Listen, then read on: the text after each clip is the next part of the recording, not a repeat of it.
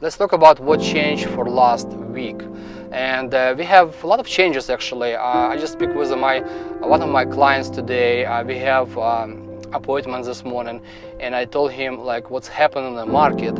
And what's happening in the market right now is the prices cool down a little bit. And why they cool down? Because people who have kids, their kids finish schools and they're really busy with after-school activities. A lot of people went to vacations, and they plan different trips.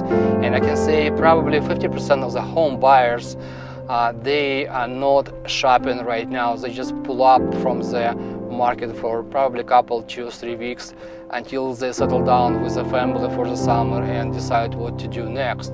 And a lot of home sellers, especially people who overprice properties and was hoping for beating war, that war did not happen.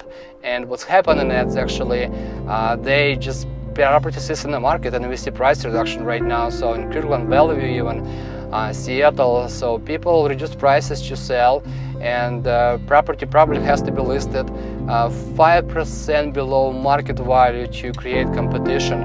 Otherwise, if you listed property with a market value or higher, you're going to be end up in a stagnant mess. And what that means is those homes gonna stay on the market longer and will be difficult to sell.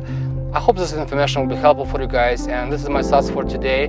I want to share with you, and yeah, you see my number on the screen, so call me if you have any questions or need any help buy or sell any real estate on Eastside or Seattle. I will be always happy to work with you and enjoy your company. Cheers.